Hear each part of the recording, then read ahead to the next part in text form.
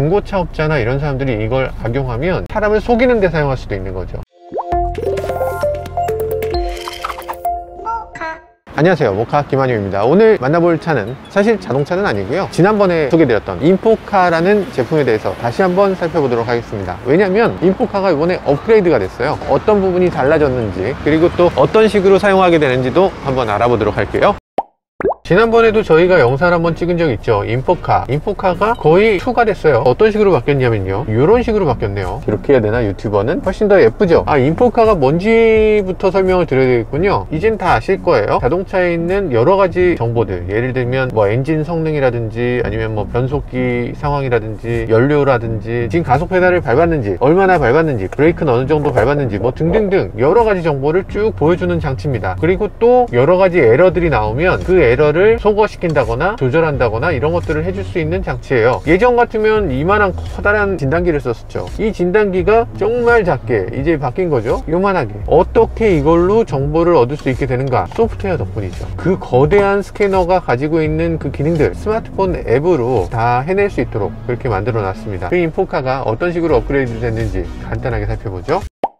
자, 사용 방법은 쉽습니다. 너무 간단해서 사실 설명이 필요가 없습니다. 여러분들 자동차에 여기 손잡이가 있는 거 알고 계셨어요? 퓨즈박스 OBD 이렇게 써 있는 거를 잡아 당기면 이게 나옵니다. 여기다가 이걸 끼우고 뚜껑을 닫기만 하면 돼요. 파워 버튼이 있으니까 이걸 껐다가 켤 수 있고요, 블루투스로 연결이 됩니다. 스타일을 2가지로 선택할 수 있네. 이번 새로운 인포카는 인터페이스가 완전히 바뀌었네요. 이야, UI가 진짜 좋아졌네. 일단 아이콘 자체가 훨씬 예뻐졌고요, 디자인이 훌륭합니다. 주행 기록 같은 게 남아있어. 어디에 몇 킬로를 갔고 얼마나 달렸고 이런 주행 기록이 다 기록이 남아 있는데, 이거를 하게 되면 뭐가 좋으냐면, 법인차, 저희 회사차 같은 경우는 주행 일지를 다운로드 받을 수 있습니다. 비용 처리하려면 주행 일지를 써야 되잖아요. 그거 쓰는 게 사실 쉬워 보이지만 결코 쉽지가 않아요. 탐구 생활 할 때랑 비슷해. 방학 때 탐구 생활 하잖아요. 계약이 내일이면 방학 한 달치를 그날 하루에 다 쓰잖아. 그거랑 똑같은 거예요. 법인들 보면 주행 일지를 월말에 다 그냥 대부분 그래요. 근데 이거를 다운로드 받게 되면 언제 어떻게 탔고, 그때 유류비는 얼마나 들었고, 이런 것들이 정확하게 나옵니다. 야, 이게 우리 회사에 적극 도입해야 되겠는데? 누가 운전을 험하게 하는지 이런 거 정확하게 알 수 있을 것 같아요. 엑셀을 밟아! 이게 혹시 와이프가 뭔가 생일 주말에 어디 갔었어? 뭐 이렇게 될 수 있는, 이거 유부남한테 없어야 되는 운전 스타일, 이런 것들도 파악이 됩니다. 얼마나 급감속을 하고 급가속을 했는지 이런 것들도 나오고요. 안전운전을 해야 되겠구나, 이런 것들. 소모품도 언제 교환해야 되는지 이런 것들도 나옵니다. 그러니까 이걸 꽂아 놓으면 지금부터 엔진오일은 10,000km 후에 교체하자, 아니면 1년 후에 교체하자, 이런 식으로 타이머가 돼주는 거죠. 차계부 기능도 따로 있네요. 뭐 주유비라든지 이런 것들을 기록할 수 있게. 주차 확인? 차 어디다 주차했는지 자꾸 까먹으시는 분 계시잖아요. 그런 분들 주차 확인 같은 걸 할 수 있도록 되어 있기도 합니다. 블랙박스 기능이 있는데, 핸드폰으로 블랙박스를 쓰는 사람이 있을까 싶긴 한데, 자동차를 관리하는 입장에서는 되게 좋을 것 같긴 해요. 급 가속, 급 감속 뭐 이런 것들을 하면 여기 기록이 거기 나오니까 꼭 필요한 사람들한테는 좋은 기능이 될 수도 있겠죠. 인포카에 여러 가지 기능이 있지만 저는 그 중에서 고장 알림 기능이 되게 인상적인 것 같아요. 그러니까 자동차의 여러 가지 고장을 카센터에 가지 않고도 어느 정도 알 수 있다. 예를 들어서 엔진이 약간 부르부르 이러고서 카센터를 갔다고 쳐요. 그러면 여기서 분명하게 딱 알려줄 거잖아요. 야, 지금 네 엔진에 점화 플러그가 이상해. 그러면 카센터에서 점화 플러그 갈아주세요, 이러면 끝나는 건데, 엔진이 이상해요 그러면 이게 아무리 봐도 산소 센서도 이상하고, 뭐 흡기 센서도 이상하고, 노킹 센서도 이상하고, 뭐 등등등이 다 갈아야 돼요, 뭐 이러면서 고객님 200만원입니다 이럴 수도 있는 거잖아요. 점화 플러그 갈면 10만원이면 끝날 텐데. 그런 것들을 미리 알고서 문제를 미리 대비할 수 있는 거, 카센터 수준의 그런 정비 서비스를 해준다는 거 굉장히 좋은 것 같고요. 일단 보여주는 정보 자체는 굉장히 비슷한데 차마다 데이터가 조금씩 다르잖아요. 이 차에는 뭐 DPF가 어떤 식으로 돼 있는 정보가 어떻다, 뭐 이런 식으로 각각의 차종에 맞는 커스터마이즈 된 그런 데이터를 받아볼 수 있도록 업그레이드가 됐다고 하는데요. 한번 보도록 하죠. DPF 포집량이 나와. 대박. DPF 온도, DPF 주행거리 이런 게 나온다고? DPF 뭔지 다 아시죠? 디젤 연료는 어쩔 수 없이 매연이 발생하잖아요. 자동차에 씌우는 마스크라고 생각하시면 돼요. 마스크 같은 필터가 있어서 거기에 배기가스를 층층이 쌓게 한 다음에 나중에 그걸 다시 한번 태우면 이 입자가 다 사라져서 대기에 나와도 별 문제가 되지 않는 상태로 완전 분해가 될 수 있다는 거죠. 많은 분들이 디젤 차를 살 때 굉장히 걱정되는 게 있을 거예요. DPF라는 게 사실은 눈에 보이지 않잖아요. 근데 DPF가 망가지면 거기서 깨지는 금액이 상당하거든요. 이 차 지금 렌터카인데 이게 DPF를 얼마나 썼는지 알 수가 없는 거예요. 여러분들이 아마 중고차를 자동차도 똑같은 문제가 있을 겁니다. 이게 DPF가 새 건지 뭐 청소를 한번 했는지 알 수가 없잖아요. 어느 정도 이상 DPF가 망가지고 나면 연비도 나빠지고 차가 나가는 느낌도 신통치 않게 되거든요. 그래서 이런 것들을 살펴볼 수 있다. 이렇게 다운로드된 데이터를 보면 배터리가 얼마나 충전되는지, 충전 온도는 어떤지, 배터리 잔량은 어떤지 이런 것들까지도 아주 자세히 나오네요. 엔진 부하? 이런 것도 된다고? 대기압?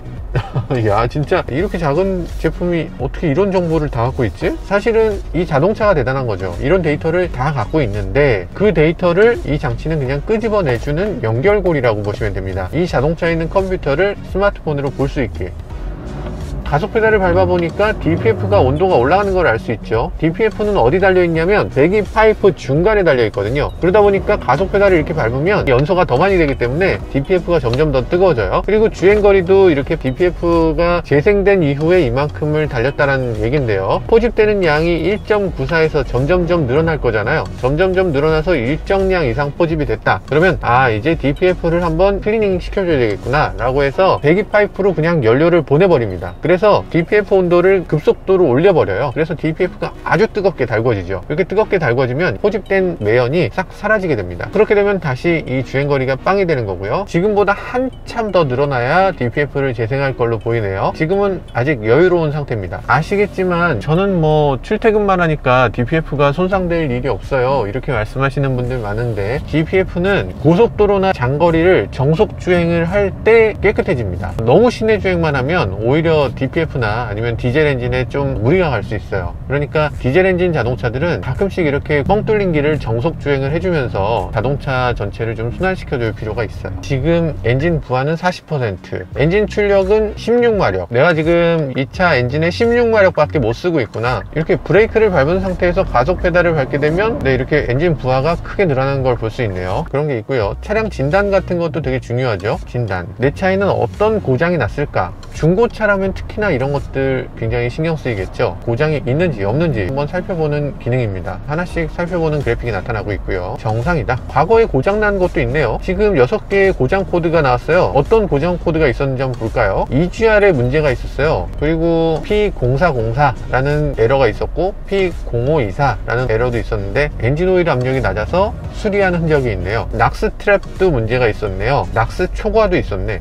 아니, 이 차 엔진 관련해서 문제가 꽤 있었는데요. 이 차의 엔진이 그렇게 썩 좋은 상태가 아니고 과거에 엔진에 문제가 있었고 그걸 고쳤던 자동차다, 이런 정보는 나오고 있네요. 고장 진단 같은 경우에 예전에도 뭐 없진 않았는데 이제는 훨씬 더 상세하게 나와서 뭐 디테일하게 꽤 도움이 되는 것 같은데요. 우리가 중고차 사면서 이런 것들 어떻게 알아? 근데 지금 요거 한번 꽂아 보니까 이 차에 있었던 과거의 고장 상태를 다 알 수가 있네요. 물론 차량을 진단만 하는 게 아니고 진단한 정보를 삭제할 수도 있습니다. 여기에 지금 체크 엔진이라든지 이런 불이 들어왔을 때 그걸 버튼을 누르면 바로 체크 엔진을 지워버릴 수 있습니다. 무섭죠? 이게 차의 여러 가지 정보를 얻을 수 있는 아주 유용한 장치이기도 하면서 중고차업자나 이런 사람들이 이걸 악용하면 사람을 속이는 데 사용할 수도 있는 거죠. 여러분들이 가끔 그런 경우가 있을 거예요. 중고차를 사갖고 와서 차를 몰고 중고차 시장에서 딱 나와서 모퉁이 돌고 갔는데 갑자기 체크 엔진이 떠. 이거 이상하다. 하루밖에 안 됐는데 어떻게 갑자기 체크 엔진이 뜨지? 라고 생각하시겠지만 정상입니다. 중고차 파시는 분들이 이걸 그냥 싹 지어 놓으면 다음번 체크가 자동으로 일어날 때 여기 문제가 있다는 걸 다시금 발견해 내는 거죠. 그걸 삭제해 놓는다고 해도 또 떠요. 고치기 전까지는 계속 뜨는 건데 그걸 잠깐만 삭제해 놓는 거죠. 그게 중고차 사실 때 굉장히 중요한 지점이라서, 다음날 체크 엔진 떴어요, 이거 왜 이래요? 중고차 업자를 찾아가잖아요. 그럼 중고차 업자가 아니 당신이 차를 다 보고 갔잖아요, 바퀴 한 바퀴만 굴러도 중고차예요, 이렇게 얘기하면서 환불 안 됩니다. 그렇기 때문에 여러분들 중고차 사실 때도 이런 OBD 같은 거 갖고 가서 한번 찍어 보실 필요가 있는 거예요. 삭제해도 과거 고장 코드가 뜨기 때문에 이 과거 고장 코드를 보고 이게 확실히 고쳐졌나요? 라고 한번 여쭤보실 필요가 있는 거죠. 여기 현재 고장 코드도 보셔야 되고 임시 고장 코드도 보셔야 되고 과거 고장 코드도 다 보셔야 됩니다. 이걸 다 보시면 문제가 있었던 차구나, 아니면 있었던 걸 임시로 지웠는지 어떤지 모르겠지만 아무튼 과거에 문제가 있었구나 라는 걸 알 수 있게 되죠. 자, 어쨌든 여기에 지금 대시보드까지 보면요, 요거 아까 봤던 그 모니터링하고 비슷한 기능인데 그걸 조금 더 보기 편하게 이렇게 만들어 놓은 거예요. 뭐 평균 속력이나 뭐 흡기 압력이나 엔진 부하 이런 것들을 볼 수 있도록 만들어 놨고요. 뭐 엑셀 같은 경우에 흔히 그런 경우 있죠. 엑셀을 얼마나 밟았는지 나는 믿을 수가 없어요 라고 하시는 분들 계시잖아요. 예를 들어서 저는 급발진에 대해서 얘기하는 거 굉장히 좀 꺼리지만,